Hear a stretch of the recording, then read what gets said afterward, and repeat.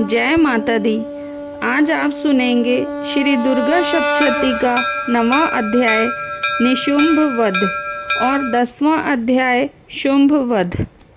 मैं अर्धनारीश्वर के श्री विग्रह की निरंतर शरण लेती हूँ। उसका वर्ण बंदूक पुष्प और स्वर्ण के समान रक्त पीत मिश्रित है। वह अपनी भुजाओं में सुंदर अक्षमाला, पाश, अंकुश और वरद मुद्रा धारण करता है। अर्धचंद्र उसका आभूषण है तथा वह 3 नेत्रों से सुशोभित है। राजा ने कहा, भगवान, आपने रक्त बीज के वध से संबंध रखने वाला देवी चरित्र का यह अद्भुत महात्म्य मुझे बतलाया। अब रक्त बीज के मारे जाने पर अत्यंत क्रोध में भरे हुए शुंभ और निशुंभ ने जो कर्म किया उसे मैं सुनना चाहता हूँ। ऋषि कहते हैं, राजन, युद्ध में रक्त बीज तथा अन्य दैत्यों के मारे जाने पर शुंभ तथा निशुंभ के क्रोध की सीमा न रही। अपनी विशाल सेना इस प्रकार मारी जाती देख निशुंभ अमर्ष में भरकर देवी की ओर दौड़ा। उसके साथ असुरों की प्रधान सेना थी। उसके आगे पीछे तथा पार्श्व भाग में बड़े बड़े असुर थे जो क्रोध से होठ चबाते हुए देवी को मार डालने के लिए आए। महापराक्रमी शुंभ भी अपनी सेना के साथ मातृगणों से युद्ध करके क्रोधवश चंडिका को मारने के लिए आ पहुंचा। तब देवी के साथ शुंभ और निशुंभ का घोर संग्राम छिड़ गया। वे दोनों दैत्य मेघों की भांति बाणों की वृष्टि कर रहे थे। उन दोनों के चलाए हुए बाणों को चंडिका ने अपने बाणों के समूह से तुरंत काट डाला और शस्त्र समूहों की वर्षा करके उन दोनों दैत्यपतियों के अंगों में भी चोट पहुंचाई। निशुंभ ने तीखी तलवार और चमकती हुई ढाल लेकर देवी के श्रेष्ठ वाहन सिंह के मस्तक पर प्रहार किया। अपने वाहन को चोट पहुंचने पर देवी ने शुरूप नामक बाण से निशुंभ की श्रेष्ठ तलवार तुरंत ही काट डाली और उसकी ढाल को भी, जिसमें 8 चांद जड़े थे, खंड खंड कर दिया। ढाल और तलवार के कट जाने पर उस असुर ने शक्ति चलाई, किंतु सामने आने पर देवी ने चक्र से उसके भी 2 टुकड़े कर दिए। अब तो निशुंभ क्रोध से जल उठा और उस दानव ने देवी को मारने के लिए शूल उठाया, किंतु देवी ने समीप आने पर उसे भी मुक्के से मारकर चूर्ण कर दिया। तब उसने गदा घुमाकर चंडी के ऊपर चलाई, परंतु वह भी देवी के त्रिशूल से कटकर भस्म हो गई। तदंतर दैत्यराज निशुंभ को फरसा हाथ में लेकर आते देख देवी ने बाण समूहों से घायल कर धरती पर सुला दिया। उस पर भयंकर पराक्रमी भाई निशुंभ के धराशायी हो जाने पर शुंभ को बड़ा क्रोध आया और अंबिका का वध करने के लिए वह आगे बढ़ा। रथ पर बैठे बैठे ही उत्तम आयुधों से सुशोभित अपनी बड़ी बड़ी 8 अनुपम भुजाओं से समूचे आकाश को ढककर वह अद्भुत शोभा पाने लगा। उसे आते देख देवी ने शंख बजाया और धनुष की प्रत्यंचा का भी अत्यंत दुस्सह शब्द किया। साथ ही अपने घंटे के शब्द से, जो समस्त दैत्य सैनिकों का तेज नष्ट करने वाला था, संपूर्ण दिशाओं को व्याप्त कर दिया।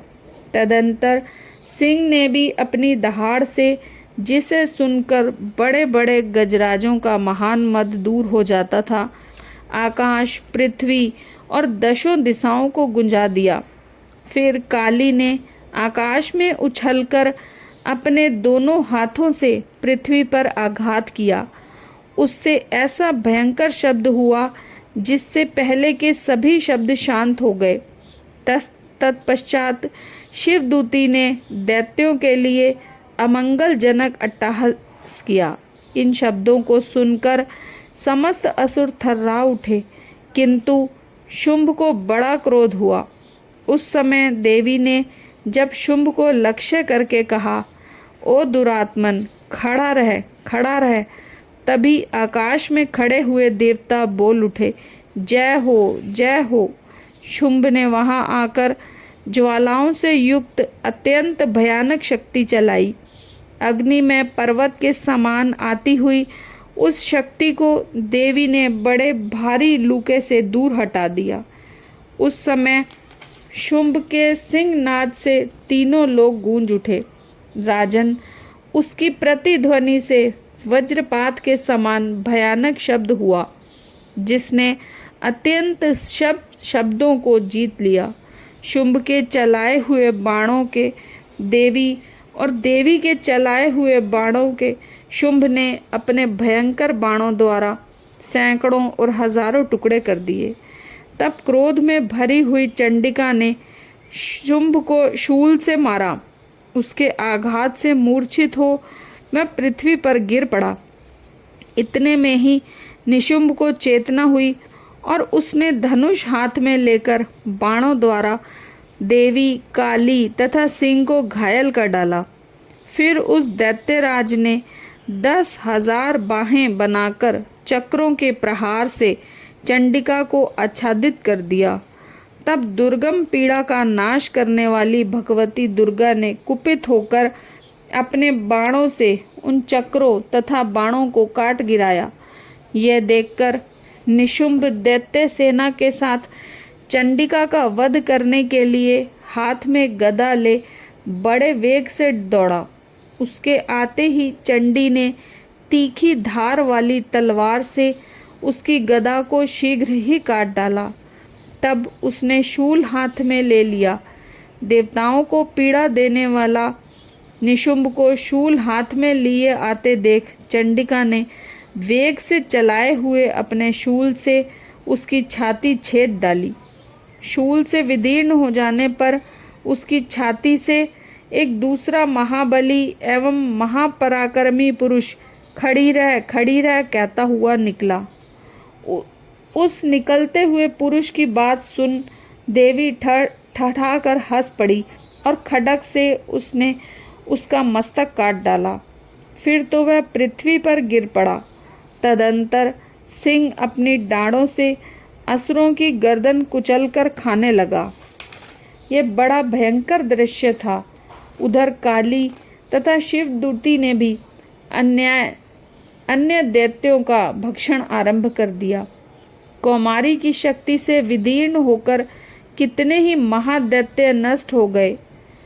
ब्राह्मणी के मंत्रपूत जल से निस्तेज होकर कितने ही भाग खड़े हुए। कितने ही दैत्य माहेश्वरी के त्रिशूल से छिन्न भिन्न हो धराशायी हो गए। वाराही के थूथन के आघात से कितनों का पृथ्वी पर कचूमर निकल गया।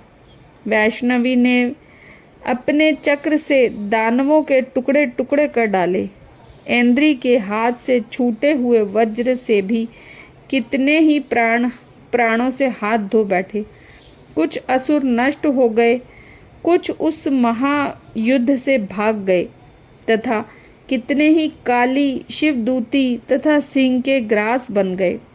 इस प्रकार श्री मार्कंडेय पुराण में सावर्णिक मनवंतर की कथा के अंतर्गत देवी महात्म्य में शुंभ निशुंभ वध नामक 9वां अध्याय पूरा हुआ। जय माँ दुर्गे। 10वां अध्याय शुंभ वध। मैं मस्तक पर चंद्र धारण करने वाली शिव शक्ति स्वरूपा भगवती कामेश्वरी का हृदय में चिंतन करती हूँ। वे तपाए हुए स्वर्ण के समान सुंदर हैं। सूर्य, चंद्रमा तथा अग्नि, ये ही 3 उनके नेत्र हैं तथा वे अपने मनोहर हाथों में धनुष, बाण, अंकुश, पाश और शूल धारण किए हुए हैं। ऋषि कहते हैं, राजन, अपने प्राणों के समान प्यारे भाई निशुंभ को मारा गया देख सारी सेना का संहार होता जान शुंभ ने कुपित होकर कहा, दुष्ट दुर्गे, तू बल के अभिमान में आकर झूठ मूठ का घमंड न दिखा। तू बड़ी माननी बनी हुई है, किंतु दूसरी स्त्रियों के बल का सहारा लेकर लड़ती है। देवी बोली, ओ दुष्ट, मैं अकेली ही हूँ। इस संसार में मेरे सिवा दूसरी कौन है? देख, ये मेरी ही विभूतियाँ हैं, अतः मुझ में ही प्रवेश कर रही हैं। तदंतर ब्राह्मणी आदि समस्त देवियाँ अंबिका के शरीर में लीन हो गईं। उस समय केवल अंबिका देवी ही रह गई। देवी बोली, मैं अपनी ऐश्वर्य शक्ति से अनेक रूपों में यहाँ उपस्थित हुई थी। उन सब रूपों को मैंने समेट लिया। अब अकेली ही युद्ध में खड़ी हूँ। तुम भी स्थिर हो जाओ। ऋषि कहते हैं, तदंतर देवी और शुंभ दोनों में सब देवताओं तथा दानवों के देखते देखते भयंकर युद्ध छिड़ गया। बाणों की वर्षा तथा तीखे शस्त्रों एवं दारुण अस्त्रों के प्रभाव के कारण उन दोनों का युद्ध सब लोगों के लिए बड़ा भयानक प्रतीत हुआ। उस समय अंबिका देवी ने जो सैकड़ों दिव्य अस्त्र छोड़े, उन्हें दैत्यराज शुंभ ने उनके निवारक अस्त्रों द्वारा काट डाला। इस प्रकार शुंभ ने जो भी दिव्य अस्त्र चलाए, उन्हें परमेश्वरी ने भयंकर हुंकार शब्द के उच्चारण आदि द्वारा खिलवाड़ में ही नष्ट कर डाला। तब उस असुर ने सैकड़ों बाणों से देवी को आच्छादित कर दिया। यह देख क्रोध में भरी हुई उन देवी ने भी बाण मारकर उसका धनुष काट डाला। धनुष कट जाने पर फिर दैत्यराज ने शक्ति हाथ में ली, किंतु देवी ने चक्र से उस हाथ की शक्ति को भी काट गिराया। तत्पश्चात दैत्यों के स्वामी शुंभ ने 100 चांद वाली चमकती हुई ढाल और तलवार हाथ में ले उस समय देवी पर धावा किया। उसके आते ही चंडिका ने अपने धनुष से छोड़े हुए तीखे बाणों द्वारा उसकी सूर्य के किरणों के समान उज्जवल ढाल और तलवार को तुरंत काट दिया। फिर उस दैत्य के घोड़े और सारथी मारे गए। धनुष तो पहले ही कट चुका था। अब उसने अंबिका को मारने के लिए उद्यत हो भयंकर मुदगर हाथ में लिया। उसे आते देख देवी ने अपने तीक्ष्ण बाणों से उसका मुदगर भी काट डाला। तिस पर भी वह असुर मुक्का तानकर बड़े वेग से देवी की ओर झपटा। उस दैत्यराज ने देवी की छाती में मुक्का मारा। तब उन देवी ने भी उसकी छाती में एक चांटा जड़ दिया। देवी का थप्पड़ खाकर दैत्यराज शुंभ पृथ्वी पर गिर पड़ा, किंतु पुनः सहसा पूर्वत उठकर खड़ा हो गया। फिर वह उछला और देवी को ऊपर ले जाकर आकाश में खड़ा हो गया। तब चंडिका आकाश में बिना किसी आधार के ही शुंभ के साथ युद्ध करने लगी। उस समय दैत्य और चंडिका आकाश में एक दूसरे से लड़ने लगे। उनका वह युद्ध पहले सिद्ध और मुनियों को विस्मय में डालने वाला हुआ। फिर अंबिका ने शुंभ के साथ बहुत देर तक युद्ध करने के पश्चात उसे उठाकर घुमाया और पृथ्वी पर पटक दिया। पटक के जाने पर पृथ्वी पर आने के बाद वह दुष्टात्मा दैत्य पुनः चंडिका का वध करने के लिए उनकी ओर बड़े वेग से दौड़ा। तब समस्त दैत्यों के राजा शुंभ को अपनी ओर आते देख देवी ने त्रिशूल से उसकी छाती छेदकर उसे पृथ्वी पर गिरा दिया। देवी के शूल की धार से घायल होने पर उसके प्राण पखेरु उड़ गए और वह समुद्रों, द्वीपों तथा पर्वतों सहित समूची पृथ्वी को कंपाता हुआ भूमि पर गिर पड़ा। तदंतर उस दुरात्मा के मारे जाने पर संपूर्ण जगत प्रसन्न एवं पूर्ण स्वस्थ हो गया तथा आकाश स्वच्छ दिखाई देने लगा। पहले जो उत्पात सूचक मेघ और उल्कापात होते थे वे सब शांत हो गए तथा उस दैत्य के मारे जाने पर नदियां भी ठीक से मार्ग से बहने लगी। उस समय शुंभ की मृत्यु के बाद संपूर्ण देवताओं का हृदय हर्ष से भर गया और गंधर्व गण मधुर गीत गाने लगे। दूसरे गंधर्व बाजे बजाने लगे और अप्सराएं नाचने लगी। पवित्र वायु बहने लगी। सूर्य की प्रभा उत्तम हो गई। अग्निशाला की बुझी हुई आग अपने आप प्रज्वलित हो उठी तथा संपूर्ण दिशाओं के भयंकर शब्द शांत हो गए। इस प्रकार श्री मार्कंडेय पुराण में सावर्णिक मनवंतर की कथा के अंतर्गत देवी महात्म्य में शुंभ वध नामक 10वां अध्याय पूरा हुआ। जय माँ दुर्गा।